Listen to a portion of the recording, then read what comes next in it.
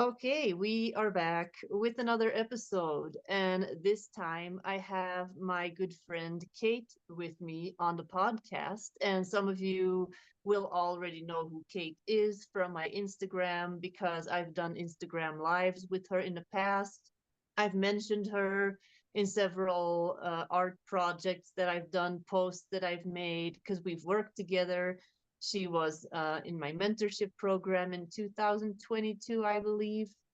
And we became friends after that. And we have also discovered that we were together in a few past lives. And I have discovered that I've been with a few other people, like clients. I sometimes meet them again in their Akashic records. And then we become friends again in this lifetime. So, for the people that don't know Kate, can you introduce yourself quickly for the listeners? Yes, yeah. Thank you for having me, Deborah. I'm excited to be here and just chat and see what comes through. So yes, my name's Kate, and I'm in Canada. So I live in Canada. I'm in the province of Ontario, about 40 minutes south of Toronto. I find most people know where Toronto is. I'm in a place called the Niagara region, and I'm about half an hour from the Buffalo border. So I'm pretty close to America, where all my soul family is, it seems, Deborah. Now, everyone's in America now. So I always say to my husband, like, when are we moving to America? But it's okay. I'm in Canada for a reason in this lifetime. So I offer one-on-one readings. I channel the planets. So I offer planet readings, and I also channel animals. So people's pets and the animals out in the wild as well. Um, and I also offer a service called Golden Lion Heart Healing Service. And within all of these readings, I also offer Reiki healing.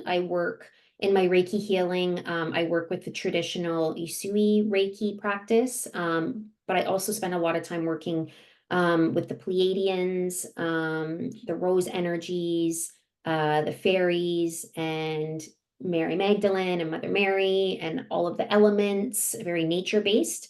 And really, when people ask me to explain my readings, I just, what I find a common thread with my readings with the planets, with the animals, and with the Golden Lionheart healing readings is it's really about helping to guide people back to their truth. So the truth of who they are, the truth of what they need to know in this lifetime.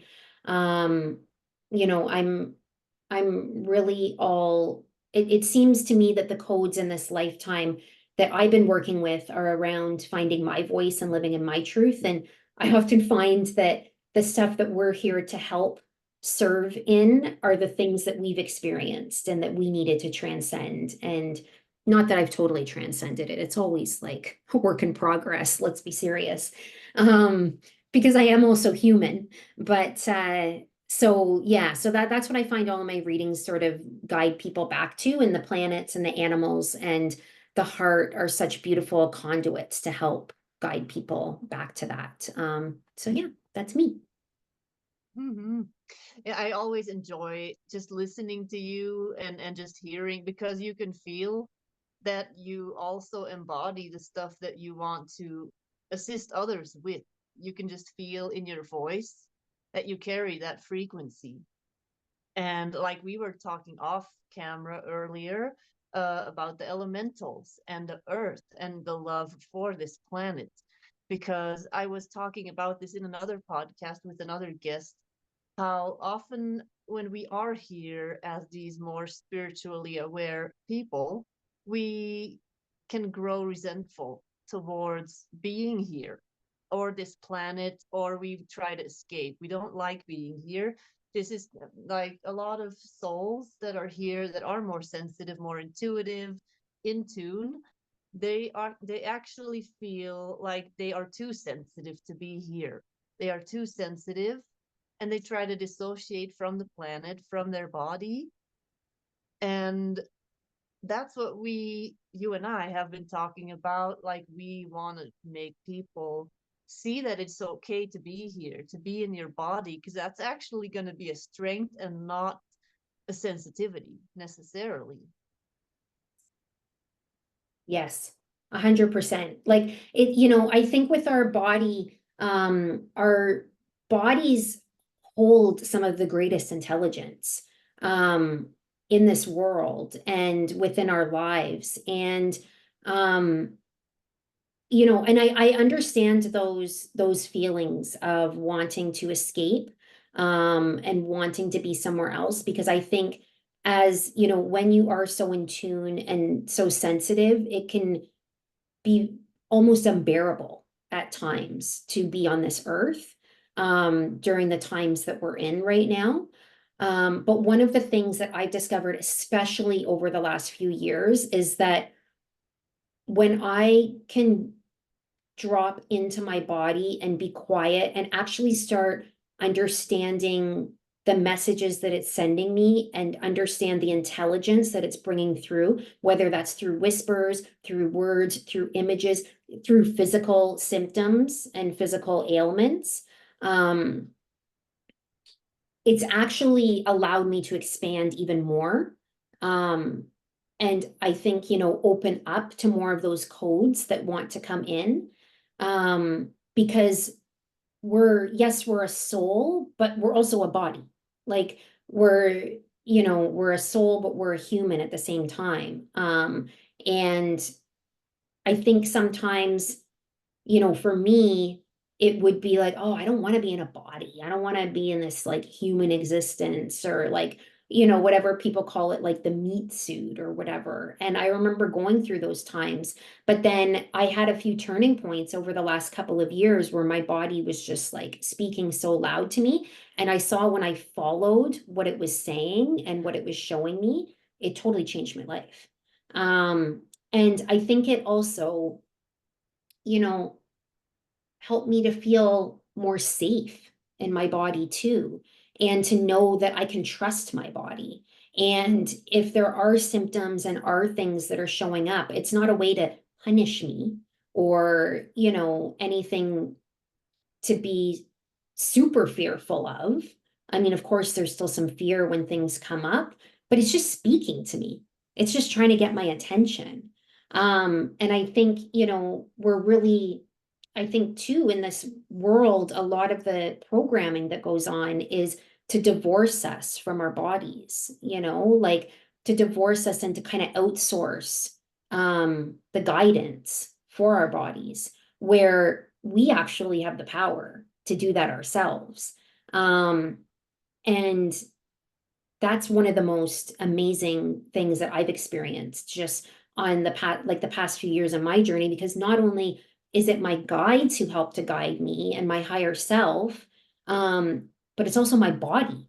Like my body is also a guide, like this vehicle that I'm in, and it's going to be unique for every person.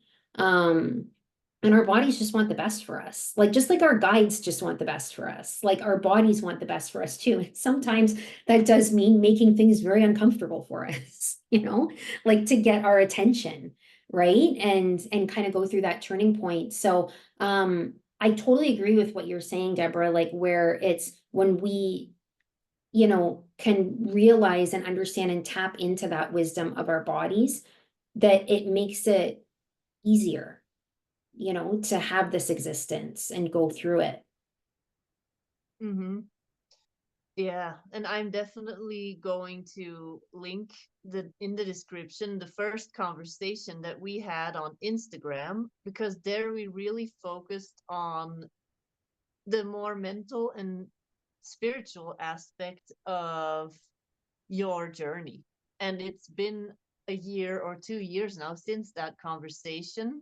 And since that moment, you've gone through some things where your body was communicating or started becoming louder, like you said, started speaking louder to you.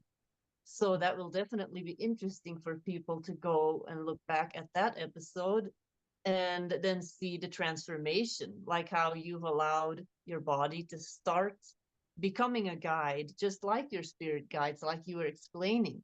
So can you kind of give us the story of how that started manifesting for you with your body? How was it speaking to you?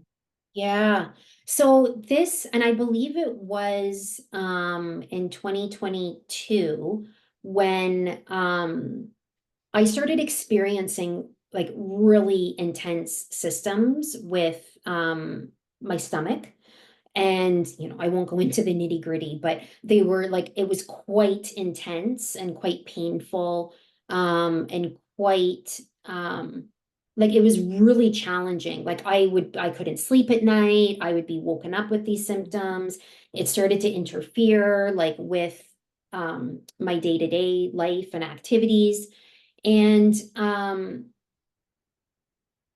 I remember going to see my family doctor because it was so bad. So I thought, oh my God, I was in fear. I better, I better go see the doctor. I remember I was really scared. Like, is this some sort of really bad illness or something?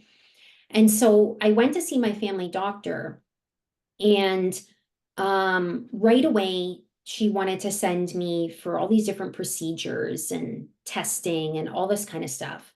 And that was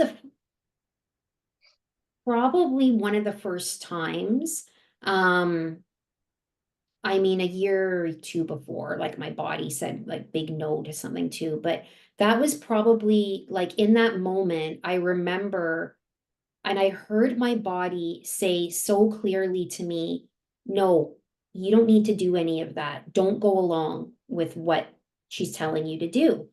Um, and in hindsight, like when I look back, it was just a straight, like, we need to send you for this procedure. We need this testing and there was no questions asked about my diet and what foods I was putting in my body. There were zero questions asked about like my mental health, like anything like that. And when I say that, I don't say that with any judgment because that's just the way that system's set up. Like that's just the way the Western medicine system is, So I'm not saying that with any judgment. That was just something that my body was like, no, this doesn't work. Don't go along with that. So I said, okay, no, I declined and it was fine. And so these symptoms were still going on. And I'm like, what is happening? What is happening? And so I started really intentionally just sitting with my body in silence, which was hard to do. And just speaking like, please just show me what it is. Like, please let me know what's going on. Like, what is it that I need to do? And so my body, I kept hearing the word yeast, like YEAST, yeast, yeast. Like I kept hearing it. I'm like, what? Yeast, like, what are you talking about? Because this is how it works, right? They just give you like one word, or your body gives you one word. So then I ended up looking, like Googling like yeast in stomach. And the first word that I saw was sugar. And then I heard you're eating too much sugar. You're eating too much processed sugar. So I had a sugar addiction. Like I was addicted to processed sugar. Like I was literally after every lunch, after every dinner, where's my treat? Like what treat am I going to have? I need something sweet. Like I need sugar. It was a sugar addiction. Like that's what it is, right? You get so addicted to sugar. And so right away I heard you need to stop the sugar, like get off the sugar. And so I was like, okay. So I just literally like went cold turkey off the sugar. Now this is me. Like this is how I am. Like this is what my husband always says. He's like, when you put your mind to something, like you are committed. Like you will like see it to the end, which we joke is sometimes a bit of an issue because I can get a bit stubborn and I won't like veer off off my path. It's like I make no concessions, right? Like I'm like, it's all my Aries energy. I have all this Aries in my chart. But so I was like, boom, processed sugar out, like out of the diet. And then I started like taking a couple like natural supplements, like activated charcoal, doing like a probiotic and a prebiotic, like with my meal to kind of like calm things down. And eventually the symptoms just totally disappeared. So the symptoms gone, went away. Um, and then it was about then another year later where I was like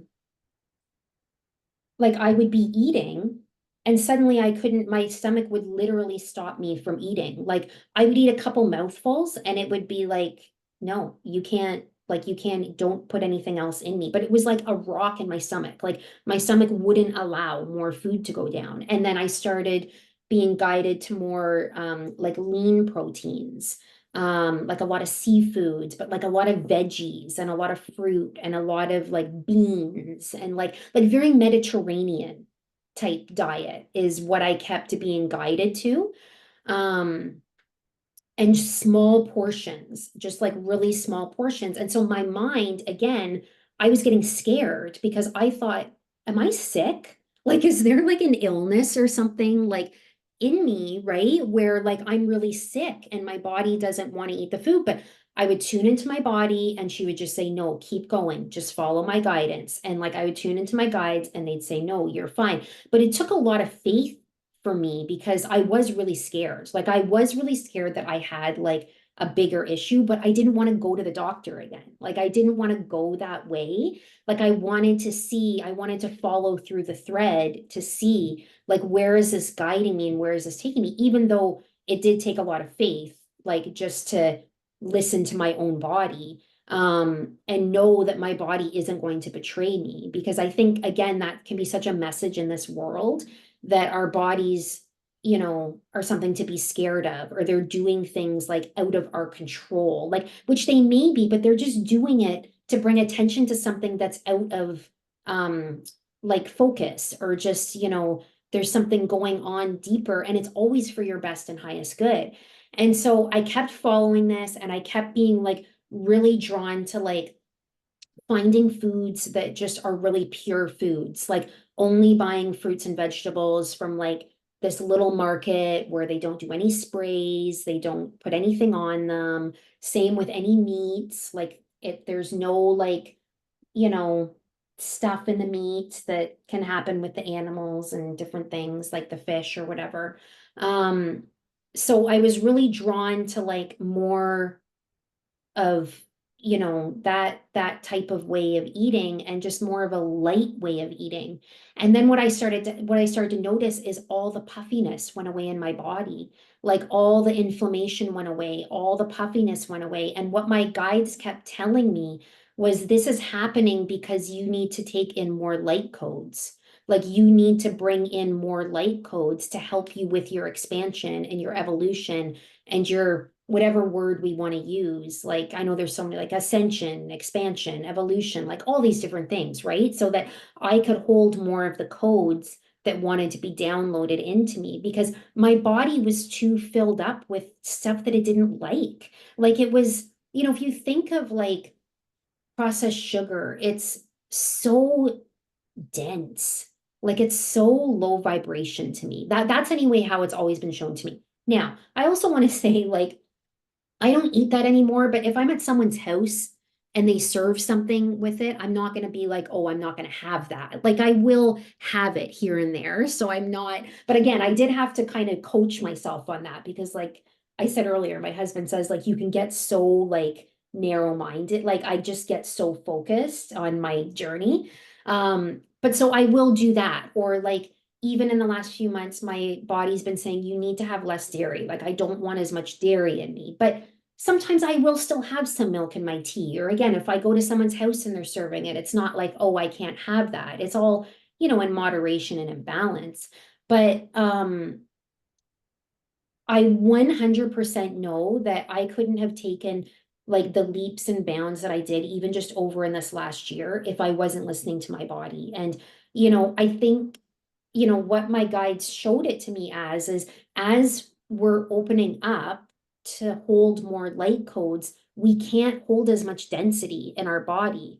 And that stuff was too dense for my body. Now, it could be different for other people. Like other people might be totally okay with this. Like the stuff that's not okay for me might be fine for another body, and that's okay. Like my whole point and what I always talk about and what I'm so passionate about and what I think is so important in this world is that it almost like you can gather information about like what other people are doing and what's worked for them, but what really matters is what works for you as an individual. And because we're all unique, like this works for me, but it might not work for someone else. Like someone else's body might be like, I really need the dairy.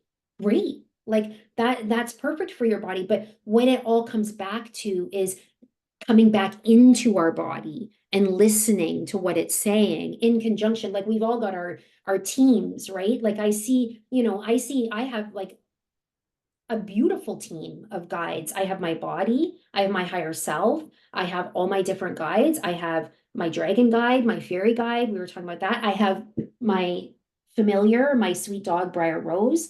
I've got beautiful soul family like you and soul friends who are guides. And it's like we bring all of this together and we learn from each other and all of our guides. And then we go, okay, and how does that feel to me?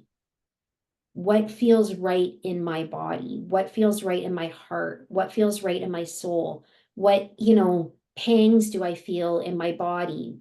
I started to understand when something wasn't good for me, my body would literally go like this and reject it.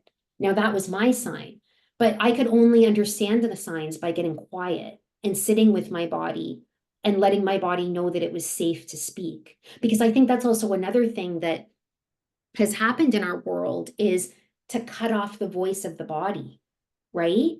Like just you cut it off. And I experienced this and I did this, whether it's through like, okay, I don't want to think about that, or okay, yeah, I don't want to notice that ache, or okay, I'm just going to take like a pill, like, I mean, Deborah, like we've talked about this, and Deborah and I were talking about this before, where Deborah and I met a couple years ago, and the reason we met is because I reached out to her because I was experiencing, it's like there's not even a word for it, like the most painful migraines that I have ever experienced in my life with my cycle every month. And I've been experiencing them for 5 years at that point by the time I met you. And I remember coming to you and I'm like, Deborah, I don't like, there's a reason I'm experiencing these. Like, what is it? And I just knew you were the one to help me find that. And then, of course, you did the portrait for me and the Akashic Records reading. And what you were able to show me is that these migraines were happening because I had put up a wall around my heart and my womb because of past trauma in other lifetimes when I used my voice and when I stepped into my gifts. And so like this energy was trying to come in and it was bouncing between my heart and my head and it would just, manifest in my head. But a big part of that journey, so not only through the medicine you shared with me and working on my emotions and the energetic side of things, but a big part of that was weaning myself off prescription medication because I had become so reliant on it. Because for anyone out there who has experienced migraines, like, you know how excruciating they are and how intense they are. And when I didn't have the wider knowledge of what was going on, I just wanted the pain to go away. I just wanted the pain to go away because I was in so much despair and so much depression with the pain. I lived in fear of the pain and of my own body that I would just take these pills all the time, like just to make it go away, not realizing that it was trying to speak to me.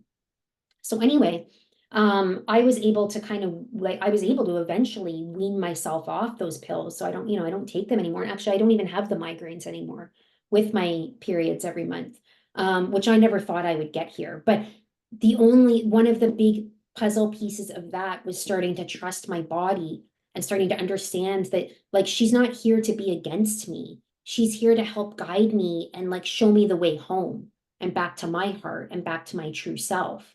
And I mean, that's what our bodies are trying to do when they're showing us these symptoms. It's like, but I'm trying to bring you home so that you can find your truth and who you are. Yeah, I feel like now I've gone on a long tangent about that, but there's just so much to it. Yeah, but it was a good one. It was good. And I was thinking while I was listening, like, wow, this is awesome. Kate's throat chakra is like all the way open and it's coming and it keeps coming and it's awesome. And yeah, so I can tell that by listening to your body, you have become even more in alignment, like with what's coming through. And that's also the way that I was shown when you eat anything that's out of balance with your body And like you said, that can be completely different for my neighbor. It can be different for anybody. Like it's gonna be different for each individual person. And some people are going to feel intuitively that they need to have a vegan diet. Some Yes. people feel I need to eat fish. Other people feel I need to eat eggs, whatever. And that can even happen in phases in one lifetime. I've had phases where I was completely plant-based. Then I had phases where I ate meat. Then I had phases where I didn't do any dairy. And it was always intuitive. Yes. And what I've and what works for me, but what may not work for another person is intermittent fasting, where I don't eat until noon, and then I eat anything I want until 8 o'clock in the evening, and then I stop eating until the next day around noon. Yeah. And that worked for me. And it really works for people that have ADHD, for example, because it offers them structure. It offers them a way to be in their body because they're going to be eating to get a dopamine hit, because that's what they're looking for. They're looking for dopamine, and they're going to try to get it through sugar, through snacking, stuff like that. And they're actually dissociating from being in their body. They're just eating and they're actually somewhere else in their brain. And so what happens too with intermittent fasting, when you wake up, the first thing that your body is going to do when you wake up is give you a boost of glucose that was already in your body. So it's shooting all this glucose in your body. And then you're going to go and immediately eat something for breakfast, which is going to put even more glucose in your body. And it's not going to be able to use it because it's already using the stuff that it shot in your body, basically from within. So it's going to store it somewhere in your body as fat or as, I don't know, something. And like I'm saying, that may not at all work for other people, but I tried it because I felt I need to try this. And for me, it was great because I noticed that in the morning, I gave me a bunch of energy by not immediately eating and Yes. putting my body in this state of, again, processing food. The energy that I had was able to be used for more productive purposes, and I was able to be very focused. I was organized. I got a bunch more stuff done in the morning than I would get done when I still ate breakfast, a big breakfast early in the morning. And so for me, that works. And that's what I've noticed. But again, another person may need to eat food in the morning because they're worthless if they don't. Yes. That's So it. Yes, and I love that. I love that you brought that up too, about, for you, it works to not have breakfast. Like that's what your body wants. And that was another thing that I started to notice when these changes started to happen was, like my body didn't want to eat at lunchtime. And then I was in the early stages of this, I was like, well, what, like, why don't you want to eat? Like it's lunchtime. My body's like, because I don't feel like it. So I was like, okay. And that was again, like, I feel a lot of it too was an unraveling of like, it's breakfast time. So you have breakfast. Now it's lunchtime. So you have lunch. Now it's dinner time. So you have dinner. Like some nights I didn't even want dinner. Or maybe I would have a few little veggies and that was enough for me. Because then what I notice is, say I went against that and I'm like, no, but it's dinner. I have to have my dinner. I would eat this food and I would feel like I'm all puffed up. I would feel sick. And it was like, see, I tried to tell you, like, I didn't want the food. And so then when I started following, and I noticed the more that I actually followed and listened, I actually felt myself expanding. And to your point, becoming a lot more aligned. Like, physically, mentally, emotionally, spiritually, like just even a stronger connection and more of an awareness of the codes that were lighting up within me that wanted to come online. And I've really, I mean, it's just a perfect example of I live my life by my body now. Like if people, like if someone's like, oh, did you want to go here? Like, over here. No, I'm just not feeling that today. Like my body always tells me, like for me, it's like, what is the body saying?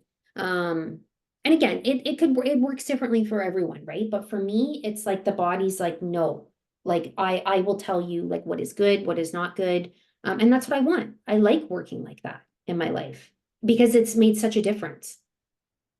Hmm. And I think it's also the society that we live in.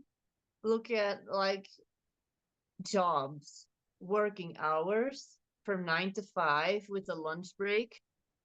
You cannot really listen to when does your body want to eat? When are you actually hungry?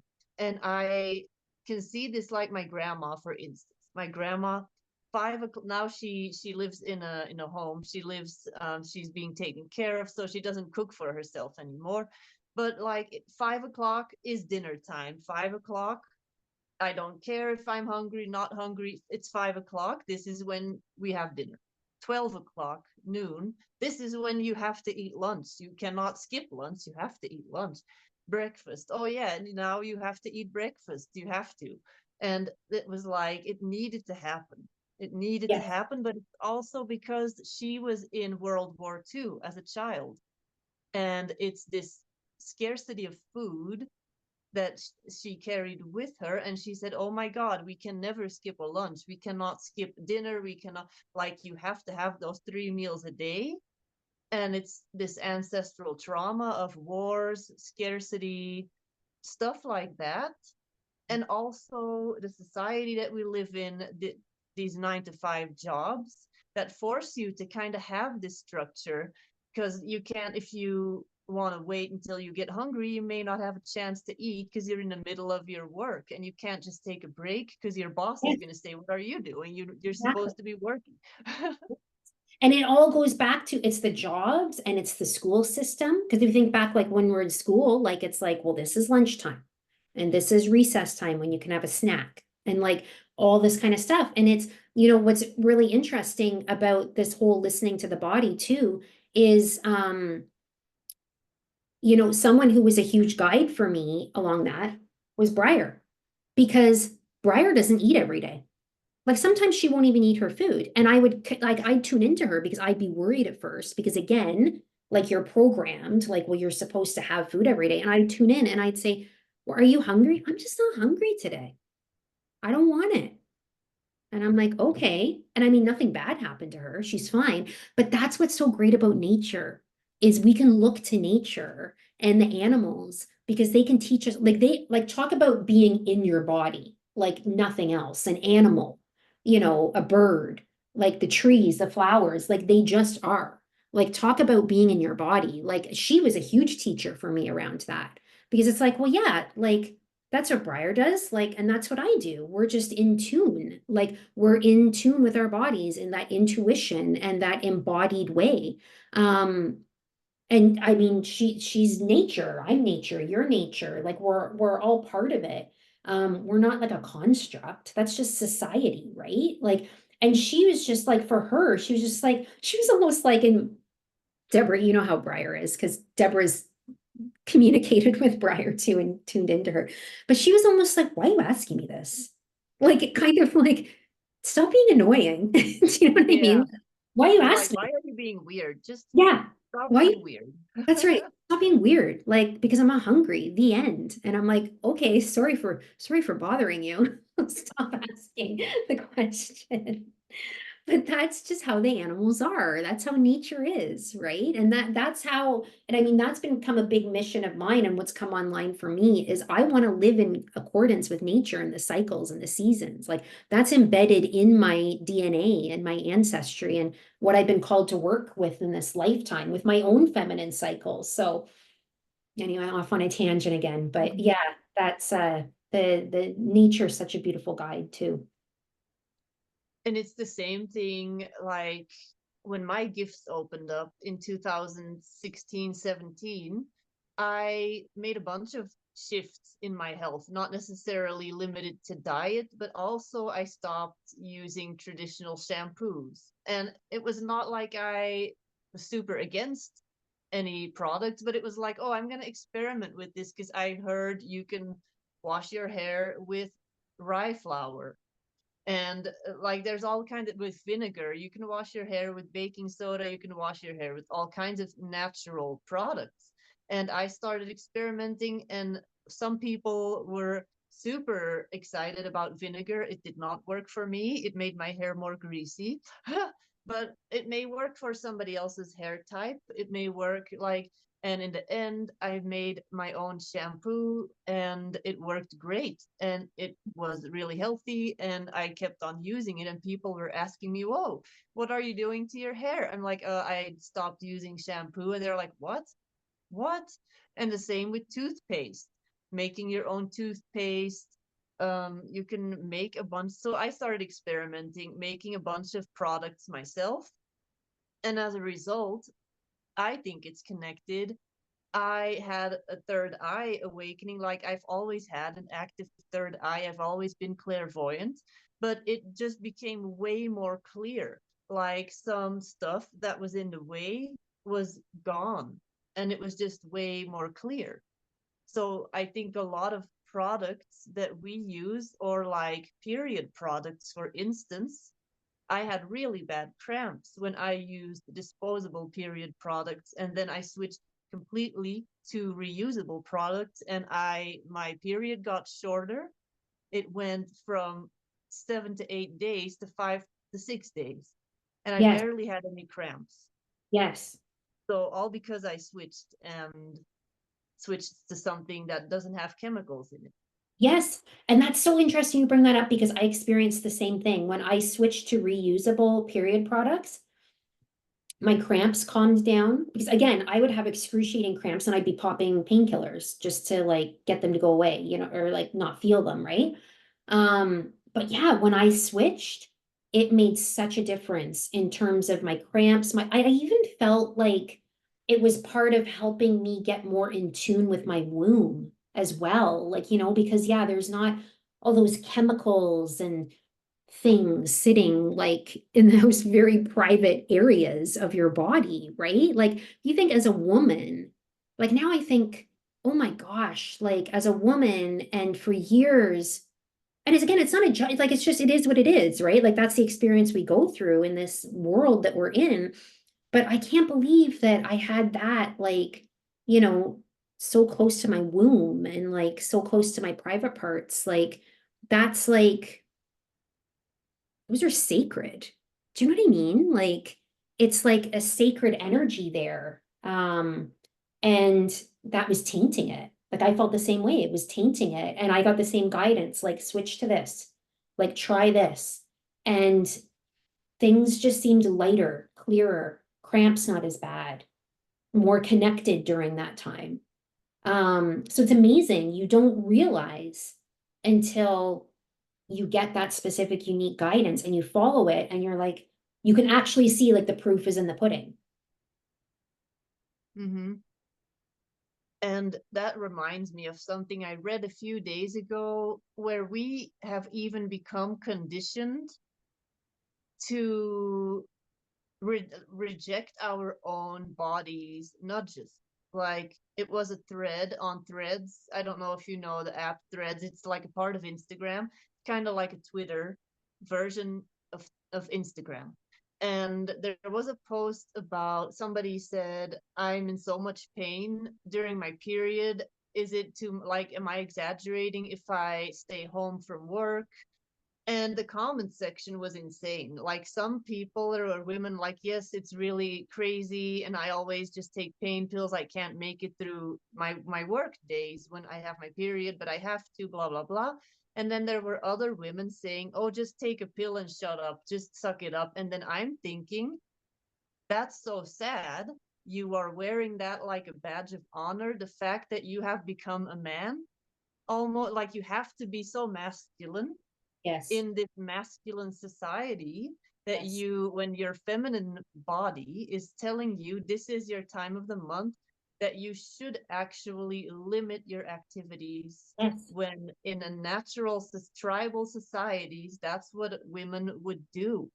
Because the patriarchy has shifted the entire story and said they were kind of isolated because they were dirty. No, they were not isolated because they were dirty in tribal societies. They were isolated because men realized this is the time of the month when women are fully open in their oracular state of being. They should not be doing physical activities. They Oh, should be left alone. We should stay away from them with our energies. yes. That is why. And so women that are acknowledging this more and more, now I'm on a little tangent, um, because I used to be like that. I used to take pain pills. I worked in an outdoor store where we sold tents, sleeping bags, hiking shoes, all that stuff. That was when I was still wearing like disposable pads, all this stuff. I was fully in like the whole um, mainstream everything.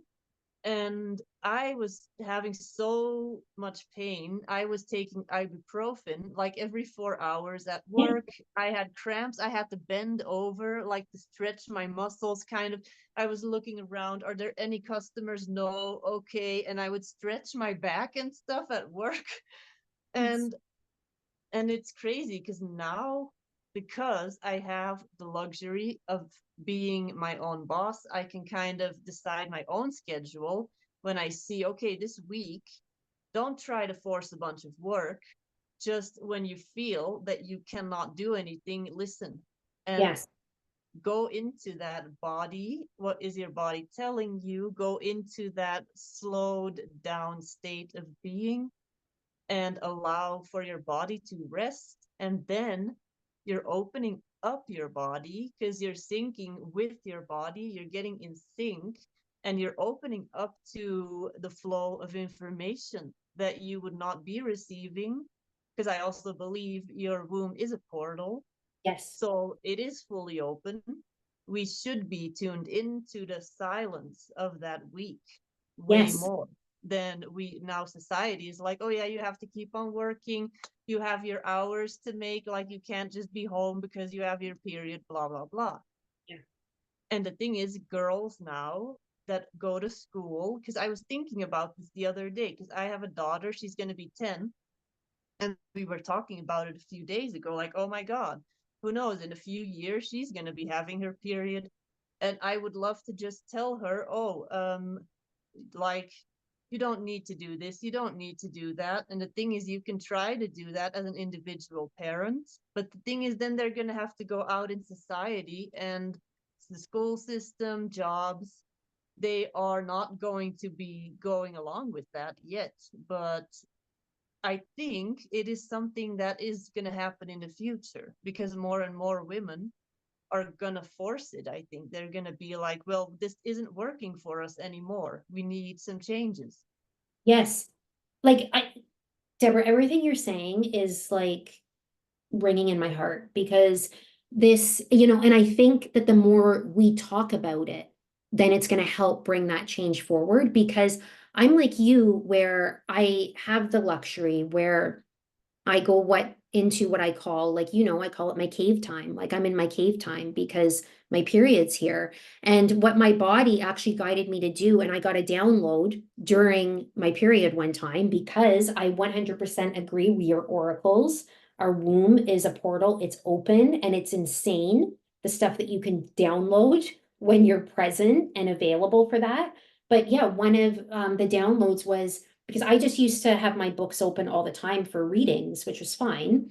But then I got this download saying, no, you come out every month and you let people know these are the spots that I have available. And it's basically what works for me is I have, my period comes and then kind of within day 3 or 4, then I'll know how many spots I have open for the next 2 weeks, which is during what's called the springtime of your cycle, right? Because it's like when you have your period, it's the winter and that's what it's meant to be. You're supposed to be inward and just cocooning and all that kind of stuff. And then when you're finishing that, you're entering into your springtime. And for me, that's when I have the most energy, is like the week and a half, kind of 2 weeks after. And so I've started to come out to say, here's how many spots I have available over these 2 weeks.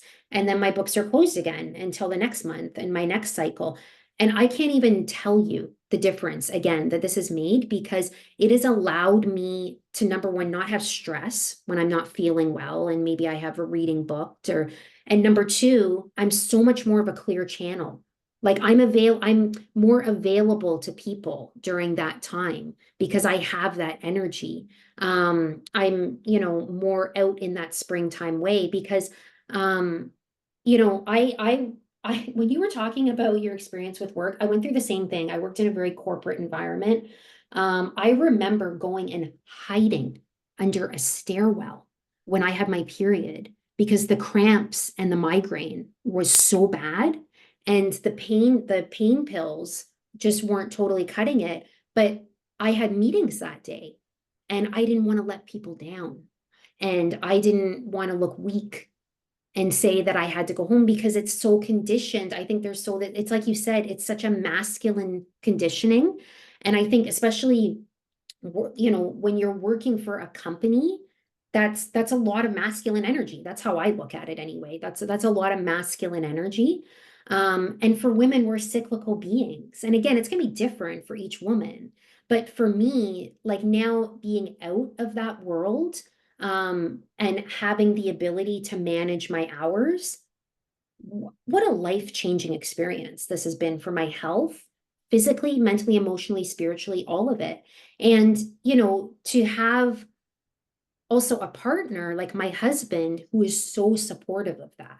Like he's so like, yes, you need to take the time. Like, don't worry about that. Like, I will worry about this stuff. Like, you need to take that time. You need to have that break. Like, he sees the value in it as well. Like, as a man, he sees the value in it. And I think that's so important too. Like, we have women who are speaking more about it. And then we have our partners and the men in the world who understand it too. Like, talk about, life changing. Like, that can change the world, right? When everyone understands, like, the role, not the roles, but like, just, you know, bodies are different. And when you have a period and a cycle, like, it's so like this throughout the month. Like, we're not like this with our hormones, right? Like, we're so like this. And but I agree with you. Like, I think it'll change, and it's coming. And it's just we need more people talking about it. And that's why when I come out and say, like, every time I announce my readings, I like explain, if there's anyone new, this is how I do it. I follow my feminine cycle. Like, this is how I do it. I don't force myself, to push through, because that's what I always experienced in the world. Like, I had to hide under a stairwell because I felt like, I would get in trouble if I wanted to go home, or, oh, you're calling in again, you're sick again. Like, it's like that whole mentality that exists in that world. And what a disservice to the human body, it just, I feel like no wonder I was so sick all the time. And no wonder so many people feel so sick all the time, right? It's this like push through mentality. Whereas the feminine is like listening to the body and listening to the guidance and listening to the flow. Yeah. And that brings me back to the food, because when you look at diet and the food that is being promoted as healthy, like, oh yeah, this is healthy for everyone, you should eat this, and if you can't stand this, then you're allergic to something, then it's probably you, then your body is malfunctioning because it cannot process this food. But a lot of the food was never made to be consumed in large quantities, like dairy. And I'm not saying, because I also at the same time believe that food does not necessarily have to limit your consciousness level, because there's people saying, oh, don't drink this, don't eat this, because you are damaging yourself. And I see where they're coming from. And then again, it all comes down to listening to your body. If your body is saying don't do this, and you're going to do it anyway because the experts are saying you have to eat this, then yeah, you're going to feel bad because your body was telling you, actually, no, you don't need to be eating all this dairy, or no, you don't need to be eating this or this or this. Yes. Because I also believe that it depends on each individual's body, and also your ancestry sometimes can play a role in this. Because I know that there's people um, that come, like, for instance, I have family from China. I have a Chinese stepmom. And like originally, they don't eat dairy, they don't really drink milk. It's not something that she did. But then once she moved to Europe, she started eating a lot of cheese, drinking a lot of milk, and she started feeling way more tired and stuff. And it's because she was never meant to be eating all these things in big amounts. And for Yes. somebody else, it may be really good. Somebody else may enjoy doing that. They may get energy from it, but her body was just not made to process dairy the way my body perhaps was made to do it. I don't know. Yeah. Like that also plays a part.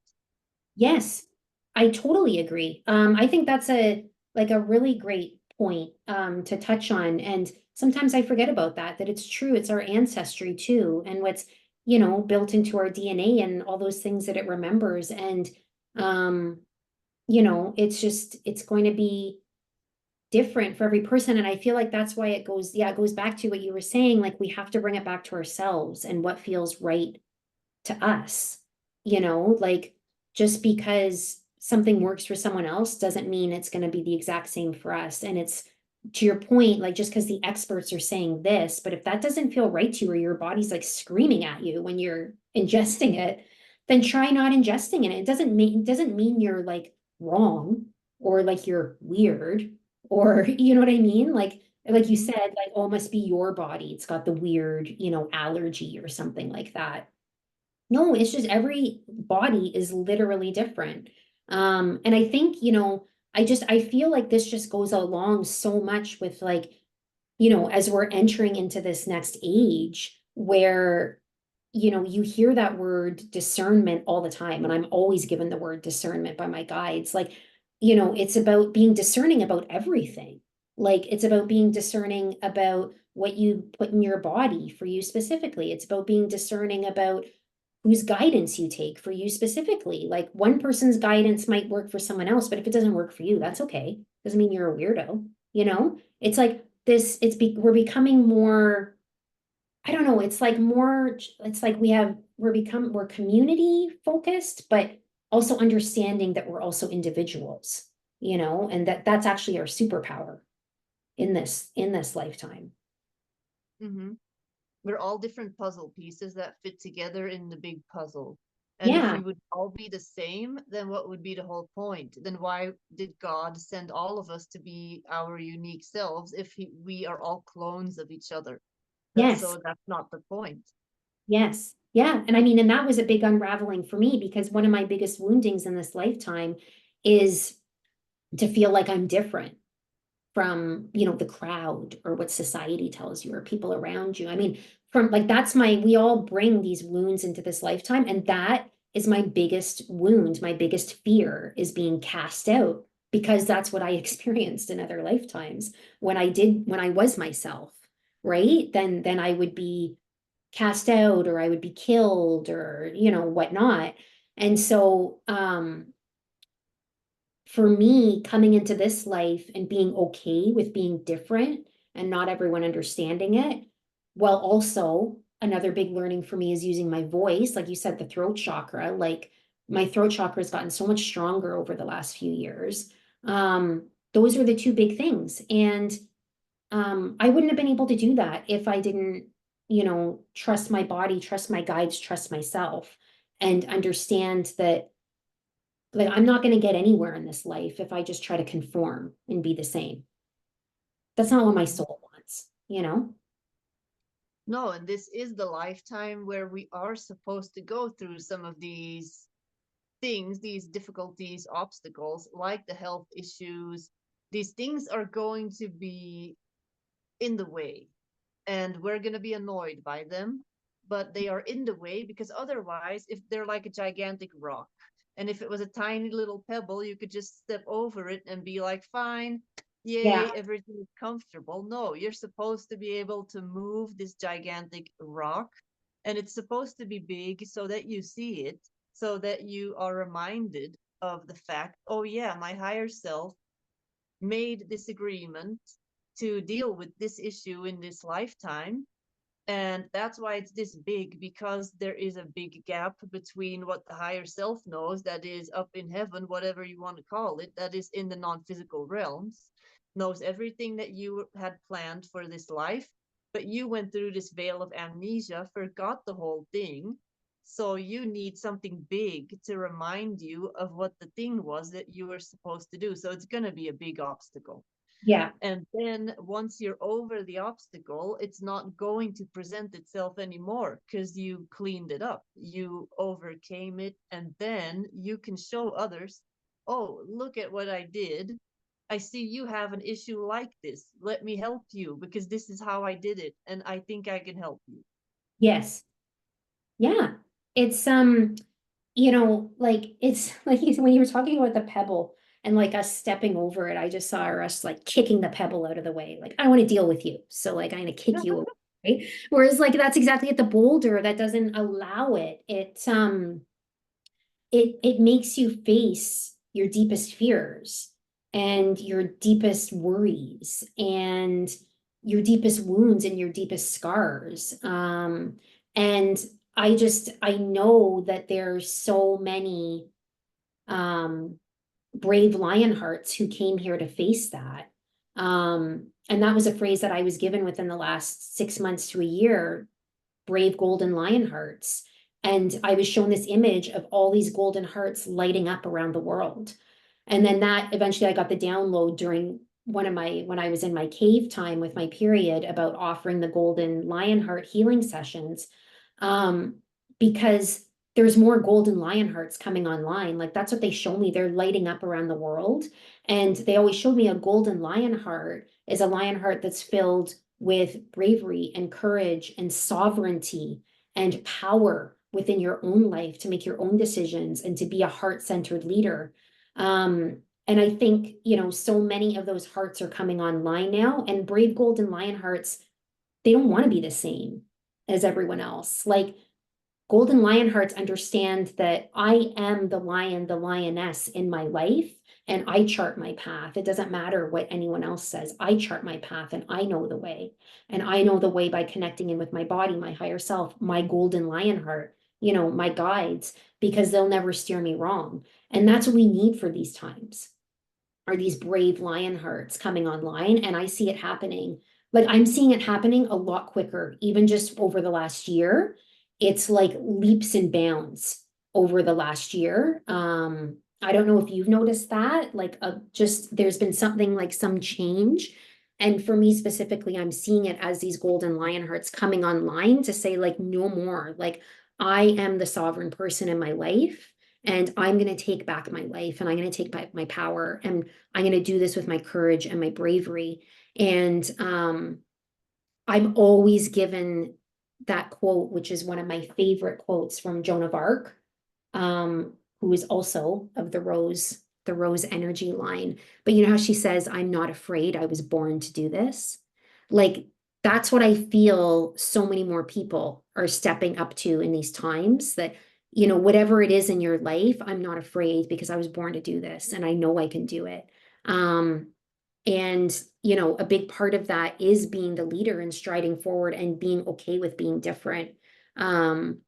Because you don't want to be small. Like we're not meant to, like we're meant to be embodied in who we are. And that's what our bodies want for us, and our guides and our hearts and all of that. So, and we're all here to, like you said, and then we're all here to help each other, like every single person has unique medicine for someone else in this world, for other people in this world. And yeah, it's I don't know. I think it's a really beautiful time because I see more people be stepping into that for themselves. Mm-hmm. And it's because they have this big boulder in front of them, basically, or they had this big boulder in front of them, And because it was such a big thing to overcome, once whatever this boulder may have been for you, for one person, it was a traumatic event. For another person, it was really stepping into this decision that they needed to make, whatever. But because it was such a big thing, these people are going to be like, if I can do this, I can do anything. I can do anything. It doesn't matter. It doesn't matter, because I don't ever want to feel like that again. Like how I felt when I was standing in front of this big boulder and I thought I was defeated. And then you overcame that. So other people's opinions, other people's way of, oh, people need to like me, I need to fit in, I need to blah blah blah, be perceived as a normal being, like a normal part of society, whatever, you just don't really care anymore, No, because it doesn't make you happy, and you have found the thing that makes you happy, and it may be completely stepping into your being different, in your uniqueness. And so you would never want to go back. no. And a lot of people, and that's also the theme that the dragons gave me for my Zoom call that I'm going to be doing this weekend. I do one once a month where I just talk about what the dragons want to tell me and share. But by the time this podcast comes out, that will also already be online probably. And it's about decisions. So last month, they really talked about heart aligned action, looking at your life and seeing what needs to go, what is done, what can you completely just throw out the window, and what is it that now you have to step into from your heart. And now what they're giving me for the next month is going to be all about decisions. So you made those decisions, in like you have been working your way up to now really making this decision.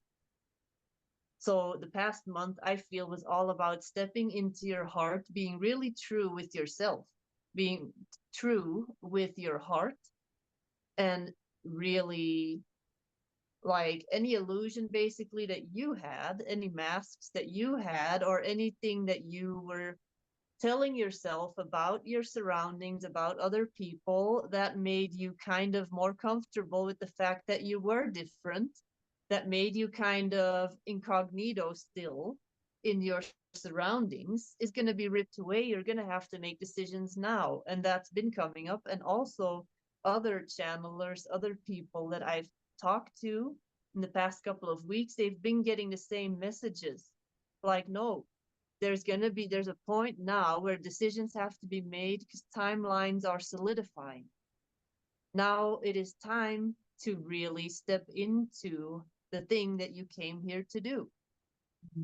And that's really coming through, and your body is going to tell you.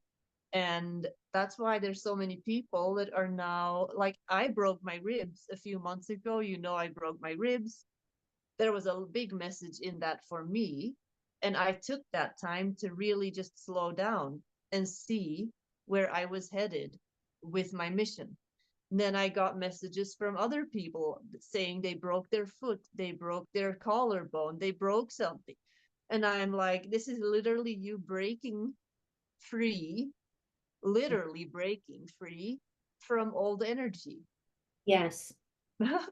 Yeah. And also it's making you stop.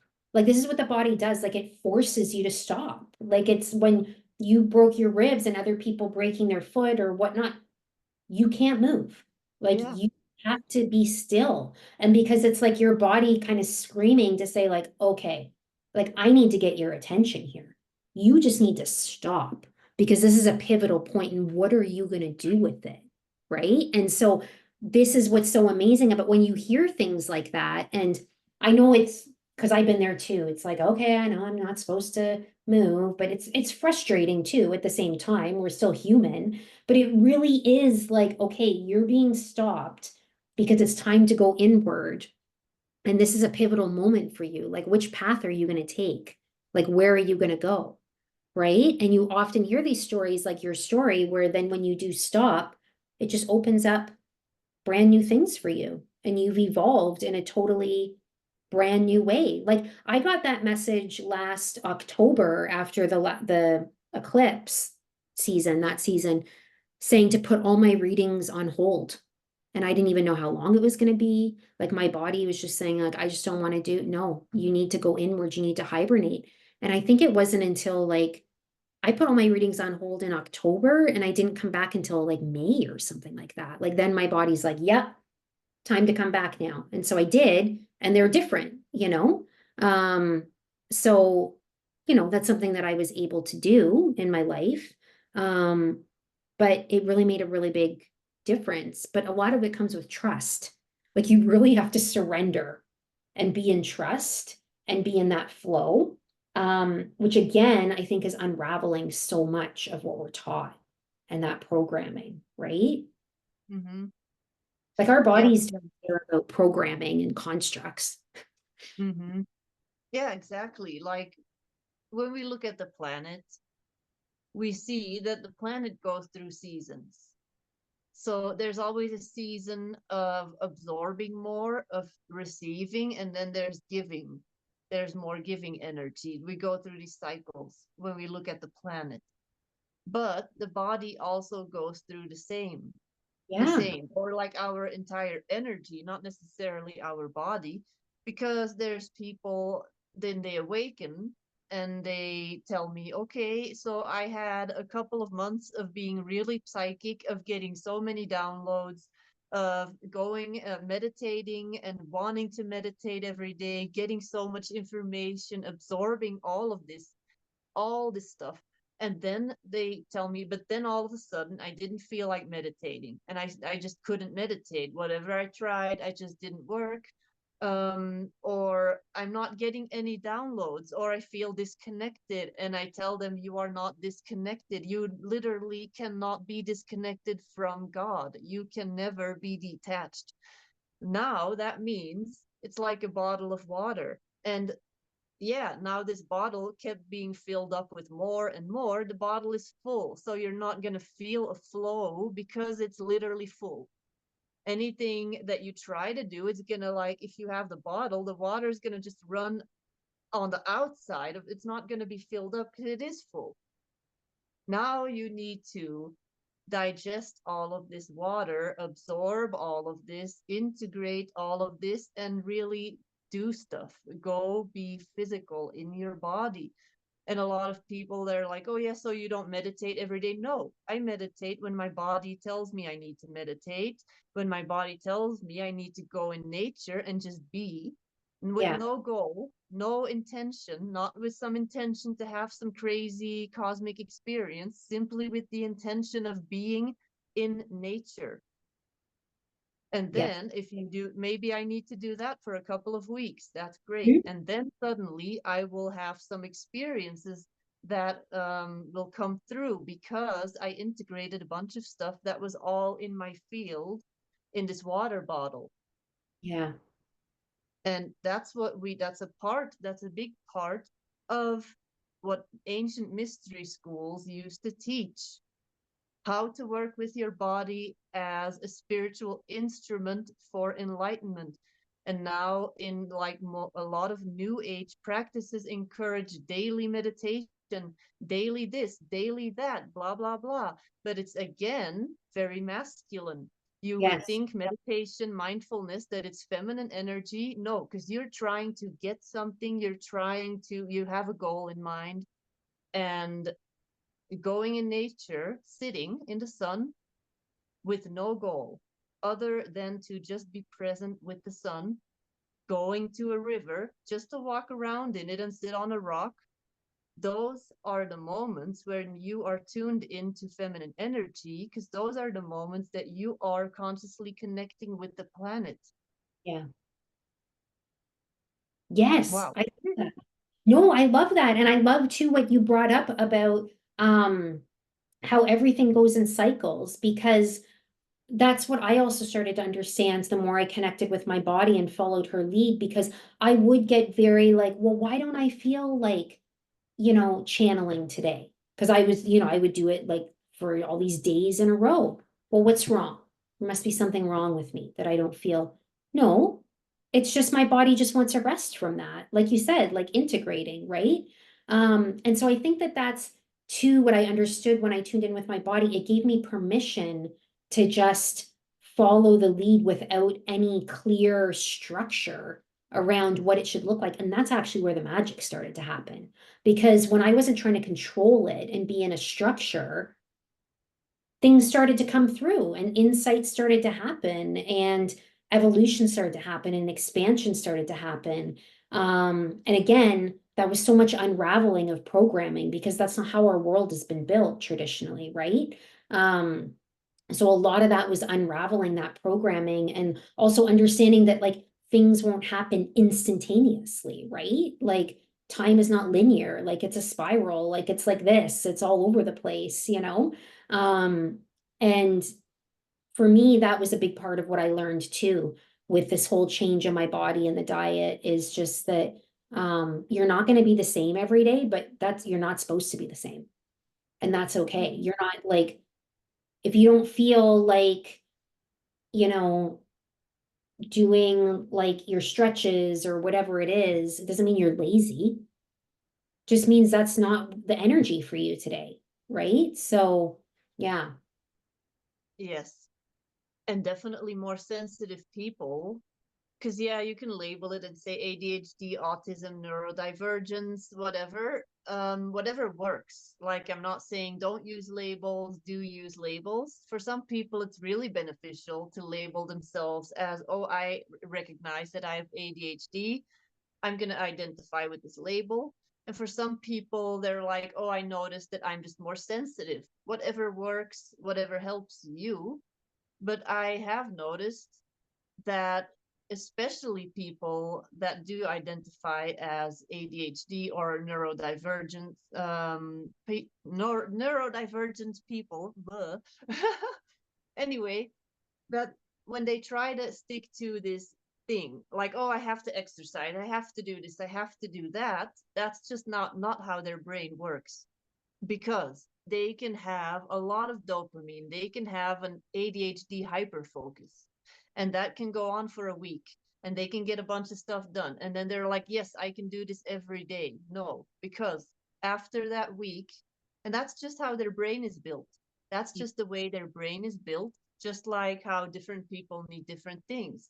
So then they try to keep that rhythm going every day, and they can get work, like a whole month of work done in 3 days time, because they're in hyper focus and their brain has a little thing that they can do that another person may not be able to do, that they can do. But then they think, oh, I can just do this every day. But then they fall into ADHD burnout, and they have, because they've literally burned through so much energy that another person would do like 2 or 3 weeks with. And so they need way more time to recover. And when you try to do like, oh, I have to stick to this exercise routine, I have to go for a run every day, I have to do these yoga exercises every day, and then you just don't want to do it. Yeah. But that is your body saying, this is not priority. Now you need to rest. Yeah. Yeah. Mm-hmm. Our bodies, like they're always trying to speak to us to protect us. You know, what we specifically need to protect us and to help us. Mm-hmm. Yeah, and I think it's just like, it's really good to listen to other people's experiences, but it all comes down to, okay, that's awesome advice. Some people are saying, oh, you should never drink coffee, you should never eat chocolate, you should never eat meat, you should all be intermittent fasting. Like, and we Yeah. hear these things and you think, oh, I'm doing something wrong because this Yeah. person says this person says this, but my body says I need to eat or drink this, and I feel that I actually want this. And then you're going to start to doubt your own inner voice, and Yeah. then that again comes back to the external authority figures that know everything, that we have been conditioned to believe that other people outside of ourselves are always going to be the experts on us. And we Yes. see this in, you can see this too. And a friend of mine, Alexis, that's also been on the podcast, is very passionate about this, how we give birth. Yeah. how we are being all birth basically has been taken out of the home and brought into the hospital when it's not a medical intervention. It is simply a person giving birth, or A natural pregnancy thing. Yes. is being treated like it's an illness. I was voice messaging with my friend about this right before I got on the call with you, that mothers sometimes that are pregnant, they're scared of doing something wrong. They are scared of moving even because they're pregnant, when it is very healthy to stay like in shape, go for your daily walk. I used to take my dog for a 45-minute walk every day up until the day I gave birth, and I felt really good. But Yeah. also, if your body's saying this does not feel good, then don't. But if your pregnant body is saying this feels good, then keep on going for your walk. Yeah. So yeah. Yeah, it's I mean that's a perfect that's a perfect example of, the external authority. And I feel like there's so many examples of that in our world where we've just been, taught to, well, you just rely on them. They just tell you everything to do. You know what I mean? Like, um, and I've had times in my life where in the recent years where I'm like, well, just because they tell me to do that, I mean, that doesn't feel right for my body. So I'm not doing that. And people thought I was crazy. Like people around me, like they didn't understand. Like they thought I was crazy. Like, but why wouldn't you? They're telling you. Great. That's their opinion. But my opinion for my own body and what my body is saying no. So I have to trust that. Um, and, I think it can be hard to do and maybe like I think of your friend Alexis and like speaking about that and so passionate about that, that that's, she probably gets like pushback on that, right? Because it's something that isn't, normalized or whatever, you know what I mean? Even though to your point, it's a very natural, like women have been doing this for millennia. And I think, that while the medical system, I'll always say I have nothing against the medical system. I think it has a time and a place for acute things, for interventions, like for stuff like that. Um, but I think it's seeped too much into our day-to-day life where there's too much reliance on it. And I realized that about me personally once I started opening up and a few years ago where I was like, I'm not going to rely on that anymore because what they're saying doesn't feel right to my body. So I'm going to say no, thank you. Um, but it's not always easy to be like that person who maybe in the group you're in or the people you're around to be that person to say like, well, that's nice that they say that, but that's not going to work for me because people think you're crazy. Like people think you're a weirdo. That happened to me, like, and, it was hard at the time, but do you see those balloons? Yeah, that was funny. That was funny. It's like celebrating us and talking about breaking away. But, and I remember that happened to me at the time, but it was like, but then when you look back, you're like, I would never change anything because I stayed true to myself and I used my voice and I listened to my body. And I wouldn't be where I am today without doing that. You realize it's a turning point when you break away from those old shackles, and those old ways of doing things that don't work for you anymore. And we need people talking about this, like your friend Alexis, like we need women talking about their cycle and their periods and, questioning, like I did that on my stories, which I think prompted our conversation about the podcast is I wish I had never done birth control. I took birth control years ago. I wish I'd never done that. I mean, I say I wish I'd never done that, but obviously that was my path that I signed up for. But me today, I would never do that. It just doesn't seem natural, but I didn't have the awareness and the knowledge that you could manage things naturally Oh because yeah. that's not what I was taught. I was taught you take this pill or you get this thing inserted, and then you don't have a period. So then you don't have to worry about anything, Well, now current me today, I'm like, that seems like the most unnatural thing in the world that, we would stop a body's function, like a totally natural function from what it's meant to do. But I just didn't know, you know? And so that's why I think when we can talk about this, we should talk about it, because you never know. Maybe someone might be like, oh, I didn't know that. Or, Hmm. maybe I should look at this situation a bit differently. And that's what, like, it's like going back to your truth. What's your specific truth and what works for you? Like, it always comes back to that for me. And that's okay. And I also, it's like, and you're not alone. Like, there's so many of us out there who are working towards our truth and being in our truth, and you're not alone. Because I think it can feel really lonely, when you start looking at that stuff differently, but you're not alone, right? Hmm. Yeah, and it's like you said, there is a time and a place for traditional medicine, but like I solve everything. People around me are joking that I use vinegar, baking soda, and tea tree oil for everything. Those are the three things I use for everything. So, like when there's something wrong, a skin issue, then the first thing I do is I get a bottle of tea tree oil and I start putting it on whatever's happening. So Yeah. tea tree oil, like I used to have really bad eczema a few years ago, and it was on my face, and it looked like someone punched me in the face. That's what I looked like, and I had to go to work because I was still working a part-time job. And I showed up and I had to explain I did not get punched in the face. This is eczema, my eyes swollen, and this and that. They gave me this like Oh, cortisone cream. yeah. Anyway, It's like and that. Yeah. that's like Yeah. not good at all for your No, health. And no. I started putting castor oil Yeah. on the thing, and that healed it. Yeah. So that healed Castor it oil. right away. Yeah. And for instance, tea tree oil, if you have some kind of skin infection or anything that's not eczema because it burns like crazy, that's really good. Tea tree oil, putting that on some kind of inflammation or an infection. And Yes. then vinegar. And whenever I feel a cold coming on, I start putting vinegar in my water and I start drinking vinegar, Yeah. and that immediately gets rid of it because again, that also is an antiviral, antibacterial, and antifungal. So I often drink vinegar in the morning in a glass of water before I eat.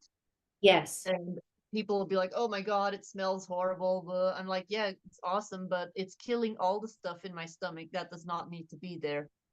Yeah. So, and it helps with your digestive system. Yes. Baking soda in water, for instance, alkalizes your water because we often think, and I think that's mainly because there's this joke that's on TikTok. There's a joke like, oh yeah, Europeans don't ever drink water, and Americans that go to Europe, they're like, oh, don't you guys ever drink water? Where's the water over here? But a lot of the water in Europe is naturally more mineral rich alkalized water. And water here often does not contain the necessary minerals. So the recommended water intake in the US is way higher than the recommended water intake in most European countries Yes. because they literally need to drink more water to Mm. get to the same amount Yes. of hydration. But then the irony of the whole thing is that often you overhydrate. You drink too much because you have this little fable that's being told like, oh, your pee needs to be clear. It needs to be Yeah. completely clear. But you basically flush out all the vitamins, all the minerals by overconsumption of water, when all you need to do is alkalize the water that you are drinking so that your body actually absorbs it and stays hydrated. So what I do, I have a really tiny bit of baking soda that I add to my water every day, and I can tell that I feel more hydrated with, I don't need to drink a gallon of water or like 4 liters of water wherever you are in the world.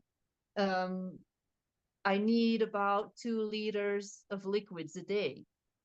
And Yeah. that's what I drink. And I get that from soup. I get that from juice. I get that from tea. Like herbal teas, whatever, and that's how I get it. Or you can get it just from cooking, eating fruits, yogurt, stuff like that. And you need to listen to your body. You can tell when you're thirsty. You Yeah. don't need to drink and keep on drinking and drinking because they tell you, the government or whatever says, oh, you are not drinking enough. Yes. So Yeah. yeah. That's such a perfect example with the water thing, because they'd always be like, you have to have 8 glasses of water a day or something. But then when I started listening to my body, it's like, well, I didn't even really, like, you don't need, like, again, it's just so unique and it's so individualized. And even just, you were speaking about natural remedies, like, I mean, that's another huge thing, is herbal teas that I've really gotten onto the last few years. Like, there's so many herbal, like so many plants that can help you with things like your immune system. Like, it's like they always, you always hear like, oh, it's flu season, because it's winter or whatever. But there's no flu season. Like, there's no flu season. Yes, our immunity starts to go down naturally, like, but there's natural, like, if you're, there's plants that can help with that, and there's different things that can help with that. And what I love that there seems to be a renaissance of that, like, coming back. Like, I'm seeing more and more of that being commonplace. Because that's what we started doing here, my husband and I, a couple years ago, and we love it. It's been fabulous. You just feel good. Like, for us, we just feel good, we feel we're taking matters into our own hands in the way that our body wants to, and it makes a difference, right? Um, there's other ways to manage and think outside the box. Mm-hmm. And that's why for stuff like a simple cold or fever or stuff like that, like a fever, you don't need to do anything about. That's your body Yes. fighting the stuff that is inside of you. And vinegar, I keep on telling everyone, just drink vinegar. Like, I don't do it every day, but I go through phases where I'll have vinegar in the morning for a couple of months. Then I will stop because I feel okay, I don't need it. And like, I just listen to when I Yeah. need it. And when a cold comes on, honey, vinegar, and lemon juice, that's gonna be super awesome. If you combine all of that and garlic, eating garlic, just a raw piece of garlic in the morning. I get so many comments. Oh my God, you smell like vinegar and garlic. Yeah, that's awesome. But I also don't have a cold anymore. Yeah, So exactly. Yeah. yeah, sure. If I break something, I'm not gonna be like, oh, let me just slab some tea tree oil on it. It'll be Right. fine. Like, I went to the urgent care. I Yes. immediately got an X-ray of my ribs because I wasn't sure, is this a fracture? Is this a muscle? So they needed to, of course. Then awesome. There are doctors, there's hospitals for that type of stuff. Yes. If they start giving you medication to suppress a fever in an adult healthy person that can perfectly manage an elevated temperature, there's no reason to take medication. There's no reason. Yes. There's a reason your body does that. Mm-hmm. Yeah. Yeah. And that's something I've really understood again over the last few years. Like, fevers aren't bad. Like, you don't need to suppress it. There's a reason your body's doing that. Yes, it's uncomfortable. It's trying to flush everything out, right? Yeah. And sometimes you'll have these moments where the fever breaks, but then all of a sudden you start feeling better because it actually like killed the virus that was Yes, inside of you. exactly. Yeah, our bodies are amazing. Yeah, because often it's trying to heal itself. It's constantly regenerating. The body wants to constantly heal itself, but we also have to let it. And I think back to the period stuff, that often we do not necessarily need to have periods that are 7, 8, or even 9 days long, Yeah. because the body, the womb, is shedding its old layer, and it's basically doing that at a very fast pace in like 1 week time, whatever. But if you keep on doing your bullshit, if you keep on, like, I don't know, running around trying to pretend like you are not feeling cramps, you're Yeah. just gonna make that whole process drawn out. You're gonna not give it the energy to actually efficiently get rid of all the old stuff energetically and physically. you're Yes. gonna drag it out, so your period could already be, I've noticed that in myself since I started slowing down my activities during that week. My period is 5 days long. That's never in my life happened. Like it used to always be 7 days, always, Yes. until I started working with what my body wanted me to do. Yes. And I mean, that's exactly what I experienced too when I started going into my cave with the migraines disappeared. Before I was like, if when I wasn't going into my cave, like the migraines would be there and then they would last for like almost 2 weeks. And so, then it would be like, then 2 weeks later, I start the whole thing all over again, right? And this went on for like 5 years. But that was a big part of it. When I started to work with the cycles of my body, just like nature works with the cycles of the season, it totally changed my experience for the better. Mm-hmm.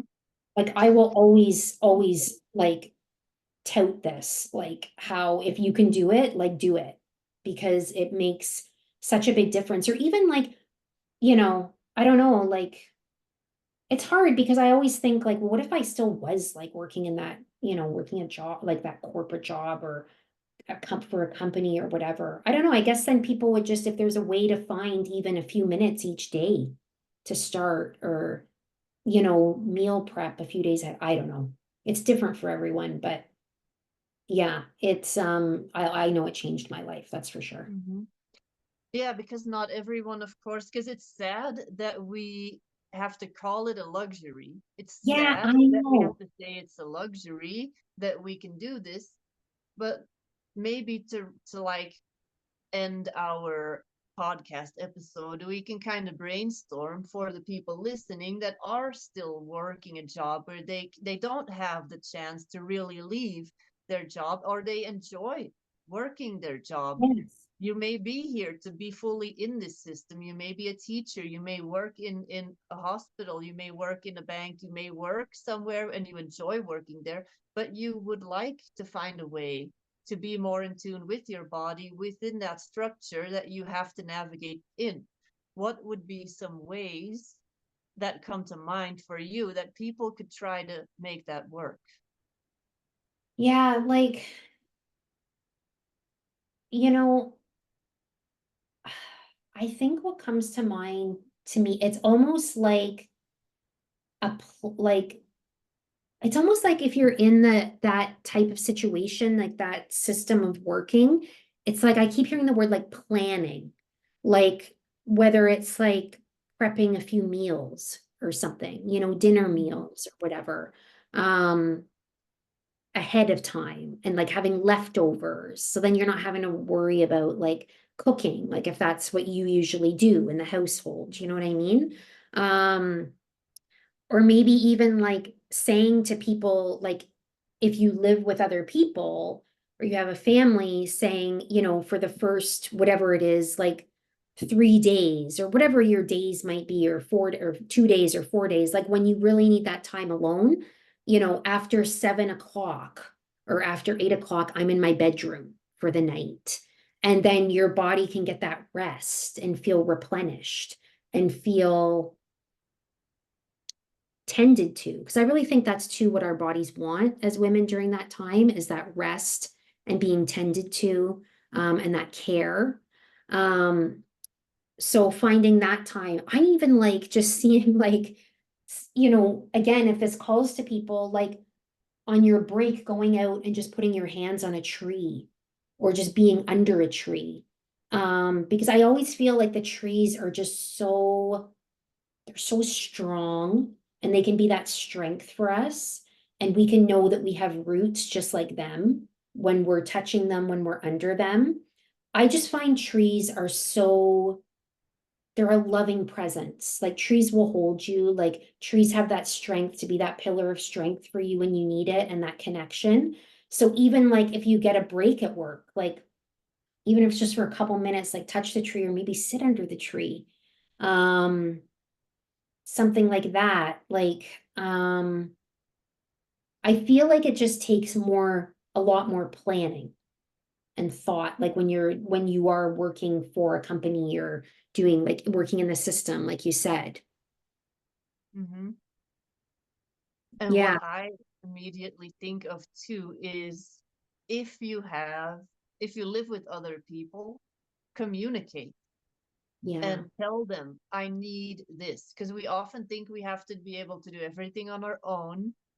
There's no shame in asking for help or letting others know, okay, like at my job, I cannot really give myself that extra rest.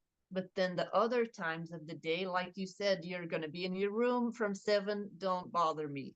And like, Yeah. that's what I need, especially if the next day you need to be again ready at work for a new day, that you Yeah. need that time.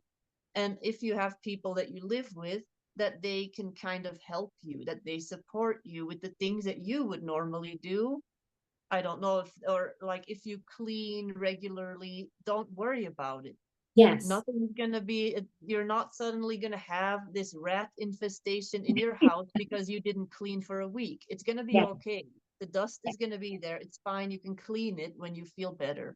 Yes. Laundry, fine. There's gonna be some extra laundry. It doesn't matter. It doesn't matter.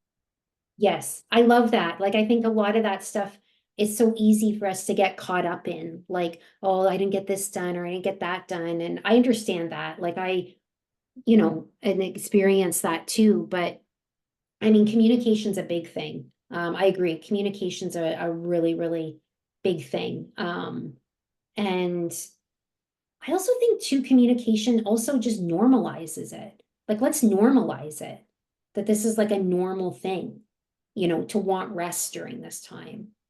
Mm-hmm.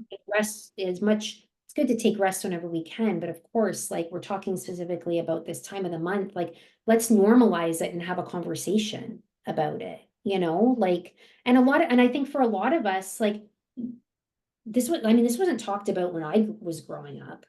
Like, it wasn't talked about when my husband was growing up. Like, he's learned a lot from me, like going through this journey and this process, like, and how he can help, as my partner. Because again, this wasn't talked about when I grew up. Like, it was literally not talked about, none of this stuff. And I know so many other people experience the same thing. Like, and even he says, my husband, like, he's learned so much, because I think it's like, it goes back to that thing, like you were saying with the patriarchy. It's like, oh, don't talk about that. Like, they're over there. Like, we don't talk about it. Like, don't talk about it. Like, make it sound like it's an awful thing, right? And so even for him, like he says, like, it's become so normalized for him because we've had such an open dialogue, which we wouldn't have gotten there, like, if I didn't have the migraines and the cave time and all this kind of stuff starting. So I love what you said about communicate, like, just talk about it. It's like I always Mm-hmm. say, like, we have to start, and I say this for myself too, we have to start telling the truth in this world, like the truth of our experiences, like the truth of our feelings, the truth of our life, like the truth of, yeah, how we're feeling. And that can be very scary because, again, that's not something we're encouraged to do in this world, right? And I understand that it's can be the scariest thing in the world to start telling the truth. But this is part of it. Like, we have to start telling the truth. We tell the truth to ourselves first and start to face it, and then we can share the truth, whatever that is, out into the world.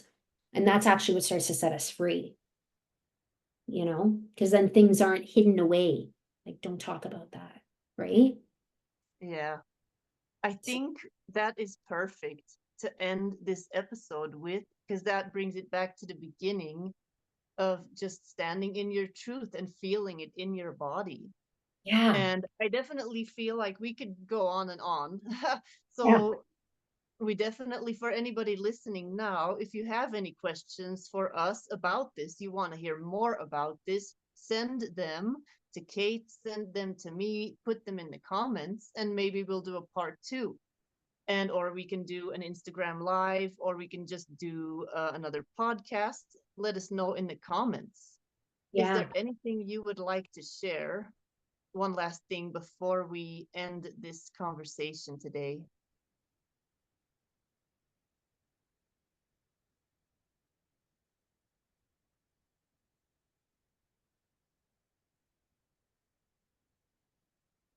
I'm just like, I'm being shown this image of a beating heart. And I'm just hearing, for anyone who's watching and who, you know, feels a call to this, is I'm just hearing trust in the wisdom of your heart, trust in the golden light that is within your heart and that is within you, and that is connected to the cosmos and the trees and the animals and the earth and all of it, because we're all here to be a bridge during this time, a bridge between the earth, the cosmos, the earth. And more and more people are waking up to this, and this is what will start to set all of us free and set the world free, because truth is life. Like I'm hearing, they're giving me the phrase, truth is life. Life needs truth. You need truth. Truth needs to exist within this world and within you. And it does. And it's just about having the bravery and the courage to hear your heart and the truth that lies within there. And they're just showing me again, like all these golden lion hearts lighting up. And I'm just hearing it's time. It's time. The sovereignty and the leadership is coming back, and it's time. And just know that your body has your back, and your guides have your back, and everyone has your back. I had to move because my phone is about to die. Okay, so good thing I ended there. Yeah, but I plugged it in, so we are okay now. But anyway, yeah, this was, as always, a really good conversation with you. And I know people are gonna love it. People are gonna probably start to think about themselves and how they can be more in tune with their bodies. So yeah, definitely reach out to Kate if you have any questions. If you're interested in any of the things that she has to offer, I'm going to put everything in the description below. And yeah, all your information. And this was a great conversation as always. So Yeah. thank you for being here. Thank you so much, Deborah. That was wonderful. Thank you for having me.